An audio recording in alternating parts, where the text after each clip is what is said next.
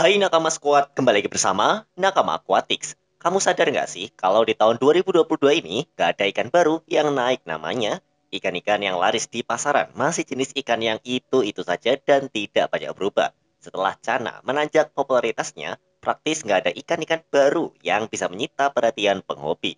Berlalunya pandemi yang membuat banyak penghobi sekarang udah menjalani kehidupan dan pekerjaannya seperti semula, juga menjadi dalih mengapa ikan hias nggak sengetren itu lagi. Untuk menguatkan lagi gaungnya, importir atau seller harus mengenalkan beberapa ikan baru yang mungkin bisa mencuri perhatian. Dengan fenomena orang yang lebih banyak memiliki akuarium berukuran kecil, membuat ikan-ikan predator yang berukuran kecil juga mesti menjadi prioritas karena marketnya luas. Kebanyakan mereka yang melihara cana adalah orang-orang yang memiliki akuarium berukuran kecil. Jika mereka bosan, ikan-ikan lain dengan kualifikasi sama bisa menjadi pilihan. Bisa juga masukin ikan yang jadi versi lebih kecil dari ikan-ikan predator yang lagi digelai kayak ikan African tigerfish atau Payara armatus. Ikan apa saja yang harus dimasukkan sama importir? Apakah harus predator atau bisa ikan lainnya? Yuk tonton videonya sampai habis ya. Bab 1. Pasar sedang bosan. Sejak Cana menanjak pamornya di tahun 2019, sampai sekarang punya kontes yang diselenggarakan di berbagai kota setiap bulannya. Praktis, nggak ada jenis ikan lain yang mengikuti jejak Cana dengan segala gegap gempita dan popularitasnya. Selama tahun 2022 ini, dunia ikan hias seakan sepi tanpa adanya ikan baru yang menjadi tren. Semua ikan yang dijual adalah hasil dari tren beberapa tahun lalu seperti cana, cupang, dan glowfish. Ketiga jenis ikan inilah yang lagi menguasai beberapa pasar ikan. Karena ketiga jenis itulah yang paling banyak dijual. Hampir setiap lapak menyediakannya. Memang, tren ikan hias tuh bukan sesuatu yang bisa terjadi setiap tahun. Kadang malah harus melewati beberapa tahun dulu biar ada jenis ikan baru yang naik namanya. Atau malah ada ikan yang dulu pernah tren, namanya naik lagi karena satu dan lain hal seperti yang dialami sama cupang di tahun 2020. Ikan cupang sendiri pernah ngetren di tahun 90-an sebelum mati suri dan akhirnya bangkit dari kubur di tahun 2020. Dengan kembalinya mayoritas masyarakat ke aktivitas sehari-hari yang sekarang harus dilakuin di luar rumah, banyak pula orang yang udah nggak terlalu bisa buat merawat ikannya. Hal ini mencuatkan anggapan kalau pasar ikan hias juga lagi lesu, plus banyak penghobi yang agak bosen. Karena ikan yang dihadirkan di pasaran memang itu-itu saja. Kebosanan ini sebenarnya nggak bisa dicuekin. Karena kalau nggak ada ikan baru yang naik, lama-lama minat penghobi jadi makin menyusut. Itulah mengapa beberapa waktu lalu Giovanni Suhendi pernah menyampaikan kalau para importir baiknya masukkan beberapa jenis ikan yang mungkin bisa jadi pilihan baru buat para penghobi. Aku juga merasa agak bosan dengan jenis ikan yang beredar di pasaran. Baik ikan kecil untuk aquascape, ikan predator yang mungkin berukuran mini dan besar, belum ada yang menarik hati. Apalagi kebanyakan yang termasuk jenis aneh, harganya mayoritas selangit. Naiknya cana yang punya bentuk serta warna eksotis dibarengi juga dengan harga yang terjangkau dan kemudahan pemeliharaannya. Apalagi ada bumbu progres, makin moncarlah nama cana, baik dari segi popularitas dan komersilnya. Importir dan segala pihak yang berperan di dunia ikan hias harus mengenalkan beberapa ikan baru yang mungkin bisa jadi pilihan buat para penghobi. Walau nggak bisa jadi tren, seenggaknya keberadaan beberapa ikan tersebut di pasaran bisa menjaga hype dan keinginan para penghobi untuk menambah koleksi. Dengan begitu, hobi ini tetap stabil popularitas dan populasi penghobinya. Bab 2, ikan apa yang perlu diperkenalkan? Menurut postingan dari Giovanni Suendi beberapa minggu lalu, banyak orang yang mau pelihara Goliath tigerfish. Tapi ikan yang termasuk kategori rewel dan rapuh ini harus tinggal di akuarium yang besar. Sementara jarang banget ada penghobi yang punya akuarium di atas 1,5 meteran. Untuk itu, Bang Gio, mengusulkan agar importir masukin ikan tigerfish Afrika, tapi versi ukurannya yang lebih kecil. Emangnya ada tigerfish Afrika yang ukurannya kecil? Ternyata ada loh, namanya Hydrochinus forskali. Nah, beda jauh sama Goliath tigerfish yang ukurannya bisa sepanjang kamu. Si Hydrochinus forskali ini bisa dibilang adalah versi kecilnya. Bentuk ikan ini sama angkernya dengan GTF. Giginya sama, runcingnya, sama mencuatnya, sama menyeramkannya. Tapi dengan ukuran yang lebih kecil. Hydrochinus forskali, ukuran maksimalnya cuma 30 cm. Terhitung kecil buat seekor monster. Terlebih ikan ini kayaknya belum ada di pasaran Indonesia karena mayoritas ikan tigerfish Afrika yang didatangkan adalah Goliath dan Vitatus.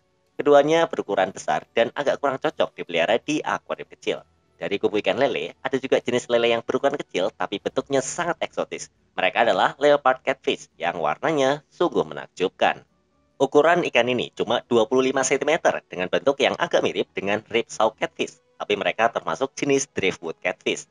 Lysoma dorsa oncinus berwarna hitam legam dengan motif kuning yang eksotis. Ikan ini pasti kelihatan sangat keren karena warnanya yang mencolok.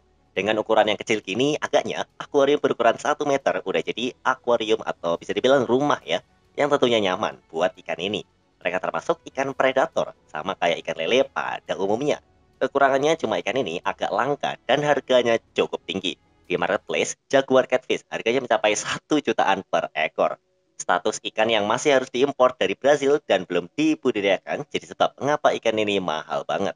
Berbeda dengan driftwood catfish lainnya, si jaguar catfish ini ikan yang aktif, jadi kamu akan terhibur melihat mereka berenang ke sana kemari. Selain mereka berdua, ada juga ikan aneh bin keren yang bisa kamu pelihara. Cacaban canensis adalah ikan asli Indonesia yang punya bentuk unik. Sekilas mirip frogfish, tapi mereka sama sekali nggak ada hubungannya dengan ikan kodok tersebut.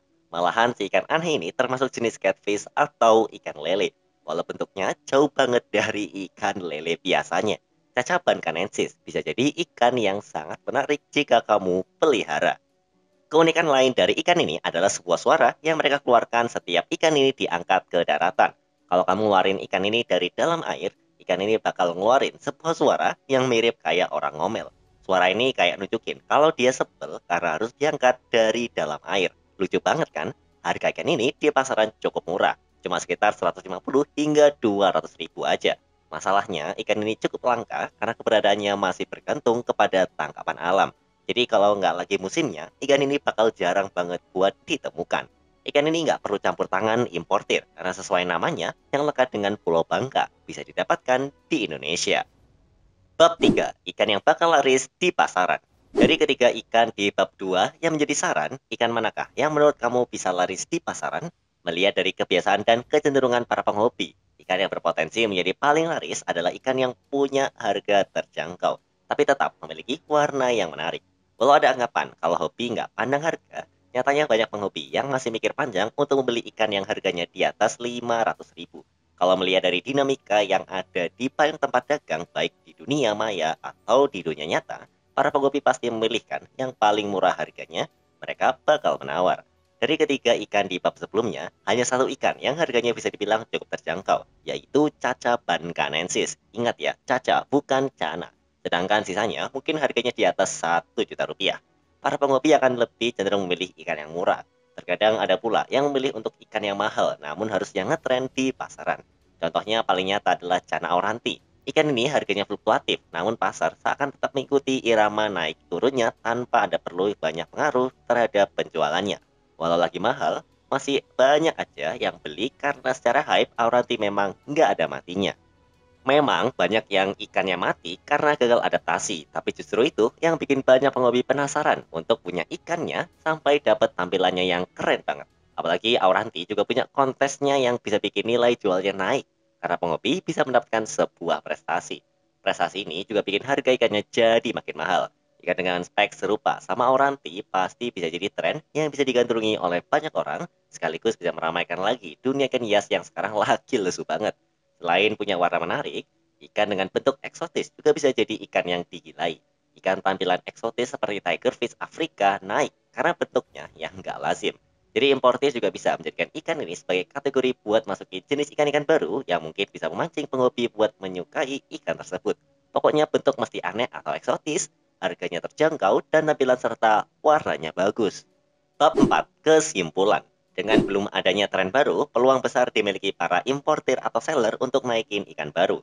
Kriterianya jelas, udah aku sampaikan di bab-bab sebelumnya. Walau mungkin nggak sampai jadi tren, tetapi dengan hadirnya ikan-ikan yang baru ini, pasar ikan hias bisa semakin semarak dengan keberagaman. Para penghobi juga punya banyak pilihan ikan yang bisa mereka pelihara. Kalau menurutmu bagaimana? Tulis di kolom komentar ya. Sampai jumpa di video-video Nakama Aquatics selanjutnya.